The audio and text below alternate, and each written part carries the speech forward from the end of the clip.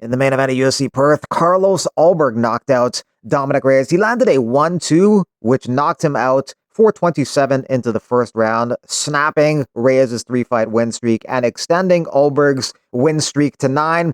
He wants to be live in person for next week's rematch between Pereira and Uncle Live in Vegas and challenge the winner. Jimmy Crute gets the first round submission victory over Ivan Urslan. Jack Jenkins wins a unanimous decision over Ramon Tavares. Neil Magny once again comes back from behind to win a fight. He dropped the first couple rounds against Jack Matthews, and then in the third round, he came back strong and gets the submission victory in round 3. His last 3 wins have all been comeback wins against Zaleski dos Santos in his last fight. Before that, it was Mike Malott. Now, it's Jake Matthews.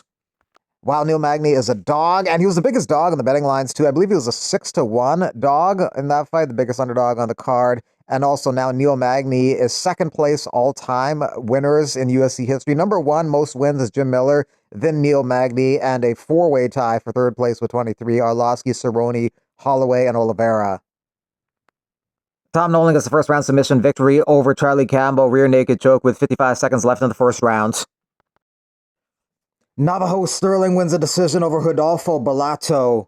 Am Ralston gets the ground and pound finish over Andre Petroski in round 1. So in the span of 6 weeks, he won the Contender Series and then wins his UFC debut over a UFC veteran in Petroski. Everything's just felt like a blur since the Contender Series. You know, I had a little bit of a week off after Contenders, but it was, you know, within an hour of winning the Contenders fight, I found out I had another fight. So it's like on to the next one, I guess. But now that the dust is settled and I don't have a fight unless something comes up in the next hour or so, I think I'll soak this one up. Jamie Malarkey was able to win the first couple rounds to win a decision over Rolando Bedoya.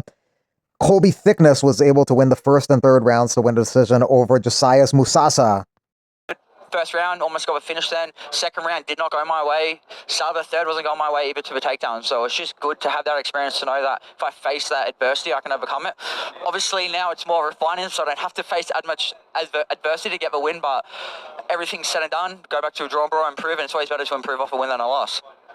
Michelle Montague wins a decision over Luana Carolina. She's very strong, has really good wrestling, really good ground game. She just needs to work on her striking, but right now she is flawless in her career, undefeated at 7-0. 6 of her 7 victories are by rear naked choke. Getting that rear naked choke to keep your streak still going, but it was an unbelievably dominant grappling performance. Is that what you expected from yourself here in this fight tonight? I think her little smiles threw me off a little bit because she's such a sweet girl, and then she was looking at like that wrestling and shit, and I was like, oh my god. So it was good. It ramped me up on the inside a lot more, but she was a lot slipperier than I expected, but everything else was kind of as we thought. Brando Pericic gets another first-round knockout victory, improving his record to 5-1, much to the delight of his teammate and friend Izzy Adesanya. Pericic is a devastating striker. His opponent Ellison was getting clobbered on the feet, so he decided to pull guard to avoid getting hit on the feet, but he ended up just getting pounded on the ground and got KO'd there via ground and pound. It was long. The preparation was long. I've trained 8 months. I've gone for 2 operations. It's been a year since I fought, so how many fight camps have I had? Injuries I've fought through, so the fight has been for a whole year for me. So even though I performed like that tonight, I put so much work in behind the scenes, sleeping in cars, sleeping in the gym. Mate, I just want to fight the best. I want to keep fighting. I was going to have a few call-outs tonight. I want to fight in October, November, December, but I need to rest my foot now for a couple of weeks. So. Alexia Thainara wins a unanimous decision over Loma Lukumi, 30-27 on all the cards. Thainara is very strong, has good takedowns, creative with those takedowns too, really good ground game, strong ground and pound. So she's going to be the rankings come Tuesday. She's someone to watch in the strawweight division, has a lot of potential on an 11-fight win streak. So she's fighting with a lot of confidence and having a lot of fun out there as well. Louis Sutherland was supposed to fight Justin Taffa on the card, but apparently Justin Taffa couldn't make the heavyweight limit of 266 pounds. Apparently he was like 7-8 pounds over, fell ill, couldn't make weight, couldn't make the fight. So very unusual not being able to make 266 and getting ill trying to do so. But apparently that's what happened. Oban Elliott versus Jonathan Mikhailov also fell off because Oban Elliott fell ill. So UFC Perth card was supposed to have the most fights in UFC history with 17, but it got whittled down to 12. Not too surprising because there's always weird shit going down with UFC fights. My opponents had to pull out of the fight this morning on weighing day. He couldn't make the weight. I heard he was a few pounds over and he's had to go to hospital. So the fight's off. Hopefully the UFC get me out sharpish. I was ready to put on a show for you guys.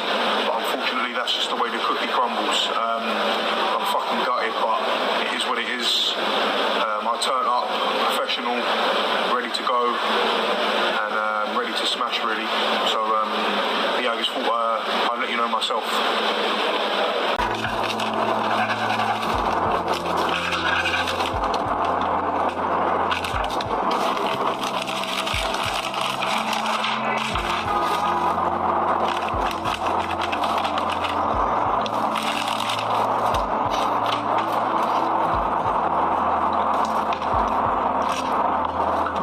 Jeremiah Wells will be taking on Themba Gorimbo November 1st at the UFC Apex. Wells had a couple fights that were canceled because he was injured. So he last fought last year and lost a decision to Max Griffin. Themba Gorimbo is coming off a loss to Vicente Luque. Got choked out in 52 seconds. Hassan Magomed Sharipov taking on Yves Landu December 13 in PFL Lyon. Tank Davis says Jake Paul will be his final fight. Kind of a strange matchup which has been set up for November 22nd, Doha, Qatar. Jack Hermansson versus Miktabek Orolbai at welterweight. So Jack Hermansson's moving down to welterweight. Miktabek Orolbai moves back up to welterweight. So they'll meet in the middle and fight. A bit strange, didn't really see that coming.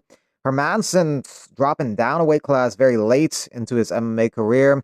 And yeah, he meets Miktabek Orolbai in the middle, November 22nd. It'll be interesting to see how they match up size-wise when they meet in the cage. Wish him well in retirement. If he never comes back, never fights again, man, I wish him well in retirement. And I will always support him if he ever needs me for anything. But I would love to punch him in the face in the middle of the octagon at the White House, get my hand raised with the stars and bars draped around me, and kiss my wife, collect my paycheck, and then go celebrate with America.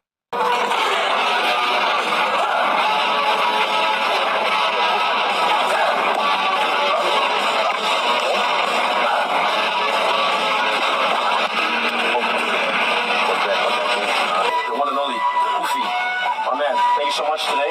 I learned a lot just from watching this guy, and what I like is his system he has in place, and the way he also customizes it with like what's the second one? Jawa, boring, Jawa. Yeah. So I like the system and the way he thinks, so he conceptualizes things and makes it fun. But they're killing us. So yeah, big brother. Thank you so much, man. Sao Paulo. Derek Moneyberg wants to sue Sean Strickland. Don't recall ever meeting someone so insincere as Sean seems to be. I've been a gentleman to this guy. I've informed him and others that maliciously spreading lies and false info about me. He has had numerous ops to stop and apologize, continues to spread lies. Now we'll go to court and Sean will reimburse me for damages he's created.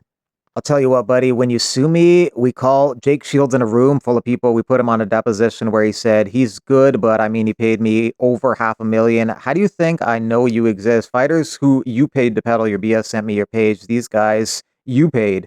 LOL. And that being said, you're in Vegas all the time. Roll through and sign a waiver.